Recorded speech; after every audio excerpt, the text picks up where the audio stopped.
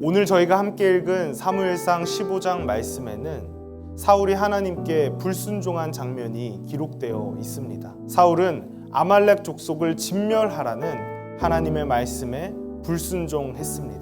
본문 18절과 19절의 말씀을 보시면 사무엘은 불순종한 사울을 향해 이렇게 책망합니다. 또 여호와께서 왕을 길로 보내시며 이르시기를 가서 죄인 아말렉 사람을 진멸하되 다 없어지기까지 치라 하셨거늘 어찌하여 왕이 여호와의 목소리를 청종하지 아니하고 탈취하기에만 급하여 여호와께서 악하게 여기시는 일을 행하였나이까. 사울의 잘못은 아말렉을 진멸하라는 하나님의 말씀에 순종하지 않은 것이었습니다. 여기서 아말렉은 아말렉 족속뿐만 아니라 그들의 가축과 모든 소유를 포함한 것입니다. 그렇다면 하나님께서는 왜 아말렉 족속을 진멸하라고 하셨는가? 그것은 이 아말렉 족속들이 출애굽하던 이스라엘 백성들을 첫 번째로 공격했던 민족이었기 때문입니다. 지치고 힘들었던 이 출애굽한 이스라엘 백성들에게 첫 번째로 공격을 했었던 아말렉 족속을 하나님께서 기억하고 계셨습니다. 출애굽기와 신명기의 말씀을 보시면 하나님께서는 모세를 통하여 이스라엘 백성들에게 아말렉과 더불어 싸울지라 천하에서 아말렉에 대한 기억을 지워버려라, 잊지 말아라 라고 분명히 말씀하셨습니다. 그러므로 아말렉을 진멸하는 것은 이익을 얻기 위해 치르는 전쟁이 아니었습니다. 아말렉을 진멸하는 것은 하나님의 심판을 드러내고 하나님의 공의를 이루는 일이었습니다. 물건을 탈취하거나 이익을 얻기 위해 치르는 전쟁이 아니라 하나님의 뜻을 이루는 전쟁이었던 것입니다. 그런데 오늘 말씀에서 사울은 하나님의 심판과 뜻을 이루는 이 거룩한 전쟁을 치졸한 약탈전으로 만들었습니다. 그는 정치적으로 도움이 될 만한 아말렉 왕을 살려두었고 백성들의 목소리가 두려워서 좋은 가축들을 남겨두었습니다. 전리품이 있어서는 안 되는 전쟁에 전리품이 생긴 것입니다. 생각해보면 사울이 하나님의 말씀을 모두 어긴 것은 아니었습니다.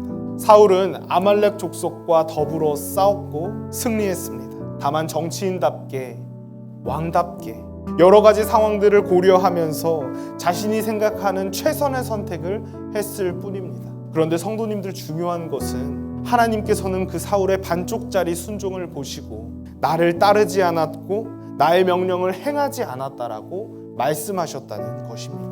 이것은 잘했고 저것은 못했다라고 말씀하신 것이 아니라 완전히 잘못되었다고 말씀하신 것입니다. 사무엘은 범죄한 사울을 향해서 이렇게 말했습니다. 어찌하여 여호와께서 보시기에 악한 일을 하셨습니까?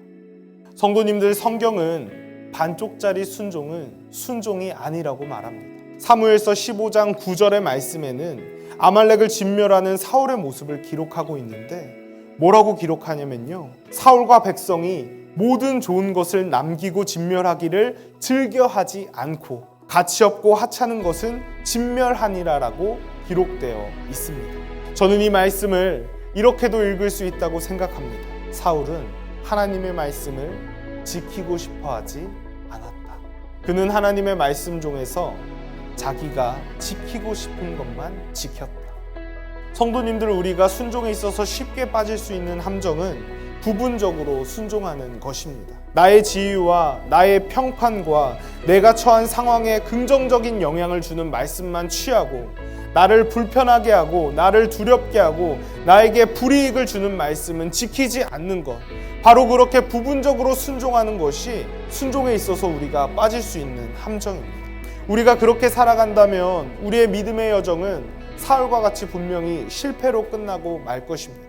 사울도 하나님의 부르심을 받은 사람이었습니다. 그도 하나님의 명령을 따라 하나님의 말씀을 이행하던 거룩한 사람이었습니다. 그러나 그가 하나님의 말씀에 부분적으로 순종하기 시작했습니다. 그는 하나님에게로부터 멀어졌습니다. 우리는 이 이야기를 비단 사울의 이야기로만 여겨서는 안 될 것입니다. 사울의 실패를 통해 우리는 우리 자신을 겸허히 돌아볼 수 있어야 하겠습니다. 나는 온전한 순종을 드리고 있는가? 사울과 같은 모습이 내게는 없는가? 물을 수 있어야 하겠습니다. 하나님께서는 우리에게 순종을 명령하십니다. 반쪽짜리 순종이 아니라 내가 하고 싶은 것만 골라서 하는 순종이 아니라 온전한 순종을 명령하십니다. 오늘 말씀을 기억하시면서 하나님께서 보시기에 온전한 순종을 드릴 수 있는 거룩한 성도가 되시기를 간절히 소망합니다.